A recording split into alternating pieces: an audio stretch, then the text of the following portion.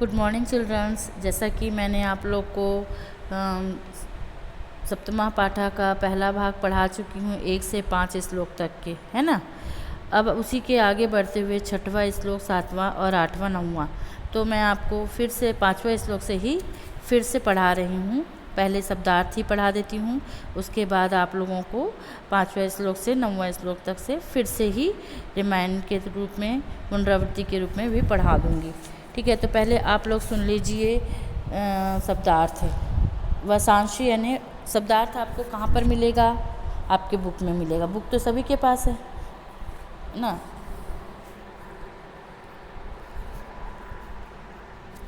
Book सभी के पास है, इसलिए मैं आपको स्क्रीन में नहीं बताई हूँ, और जब आपको नोट्स दूंगी तो शब्दार्थ भी दूंगी। वाक्यांश यानी वस्त्र, कपड़े। जीर्णानि यानी पुराने सड़े गले। क्लेदयन्ति यानी गीला करते हैं। जातस्य यानी उत्पन्न हुए। ध्रुव यानी निश्चित। सोचितुम यानी सोचने के लिए। अहर्षि यानी योग्य हो। अपरिहार्य यानी अटल।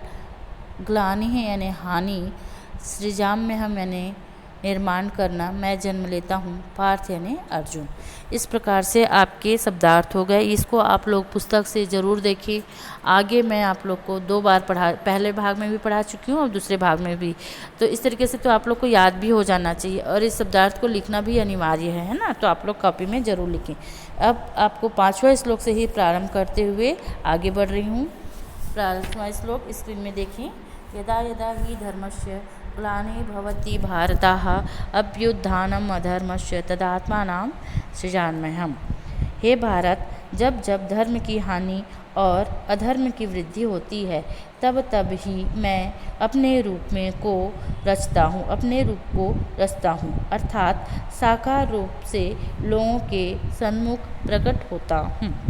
इसी तरीक़े से आगे बढ़ते हुए मैं आपको 6वां श्लोक सुनाती हूँ। श्लोकों को सुनाती हूँ, श्लोक सुनाने के बाद आपको अर्थ सुनाती हूँ। परित्राणाय साधूनां विनाशाय च दुष्कृतां। परित्राणाय साधूनां विनाशाय च दुष्कृतां। साधु पुरुषों का उद्धार करने के लिए, पाप कर्म करने वालों का विनाश करने के लिए, धर्म संस्थापनार्थाय संभवामि युगे युगे। धर्म संस्थापनाय अर्थाय संभवामि युगे युगे। धर्म की अच्छी तरह से स्थापना करने के लिए मैं युग युगों में प्रकट हुआ करता हूँ। परित्राणाय साधूनां विनाशाय च दुष्कृतां। धर्म संस्थापनाय अर्थाय संभवामि युगे युगे। साधु पुरुषों का उद्धार करने के लिए, पाप कर्म करने वालों का विनाश करने के लिए और धर्म की अच्छी तरह से स्थापना करने के लिए मैं युग युग में प्रकट करता हूँ। अब आपका 7वां श्लोक है। श्रद्धावान लभते ज्ञानम तत्परः संयते इंद्रियाः। ज्ञानं लब्धा परां शान्तिमचरिणाधिगच्छति। श्रद्धावान लभते ज्ञानं तत्परः संयते इंद्रियाः। ज्ञानं लब्धा परं शान्तिमचिरेणाधिगच्छति। श्रद्धावान लभते ज्ञानं तत्परं संयते इंद्रियाः। ज्ञानं लब्धा परां शान्तिमचिरेणाधिगच्छति।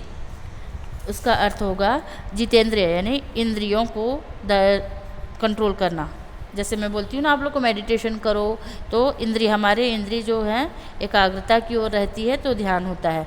जितेंद्रिय, साधन परायण और श्रद्धावान मनुष्य ज्ञान को प्राप्त होते हैं।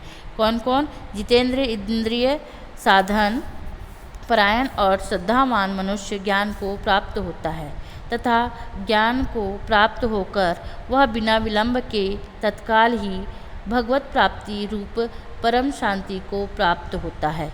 फिर से सुन सकते हैं आप इस श्लोक का अर्थ।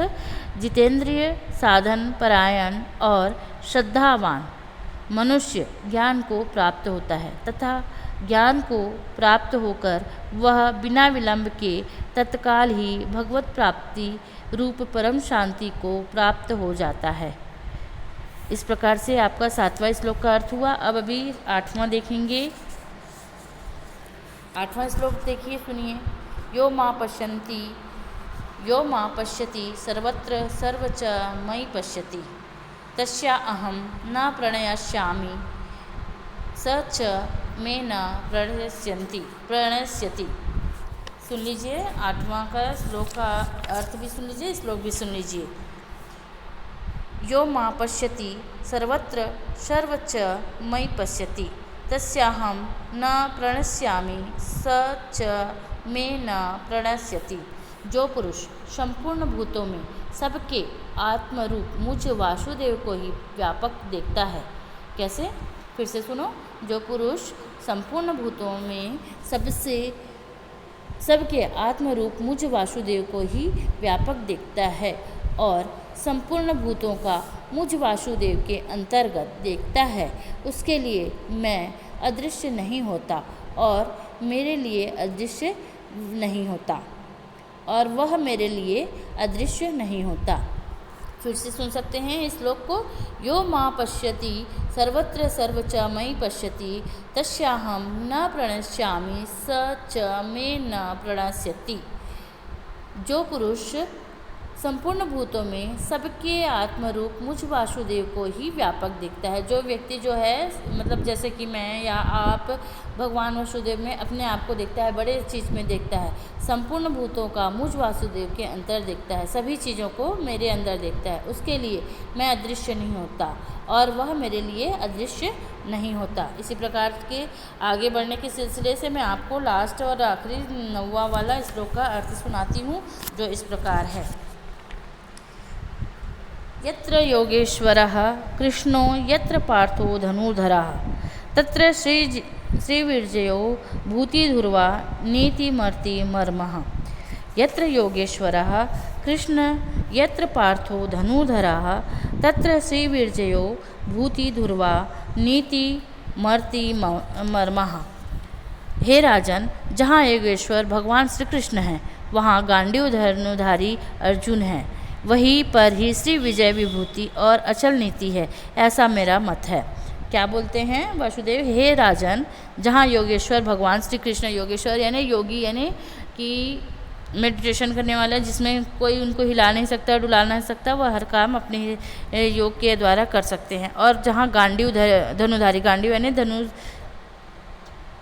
धनुष बाण पकड़े हुए अर्जुन हैं, वहीं पर श्री विजय होना आवश्यक है। विजय होता ही वह, यही अचल नीति है, यह मेरा मत है। इस प्रकार से श्री कृष्ण अर्जुन को उपदेश देते हुए 9 श्लोक को बताए हैं, जो कि मैं आप लोगों को पाठ के द्वारा श्लोक पढ़ के और उस श्लोक का अर्थ पढ़ के सुनाई हूँ। और आगे के लिए आप लोग भी इसे ज़रूर पढ़ें। थैंक यू, धन्यवाद। आप लोग हर पाठ का लिखें, पढ़ें और समझें। Thank you.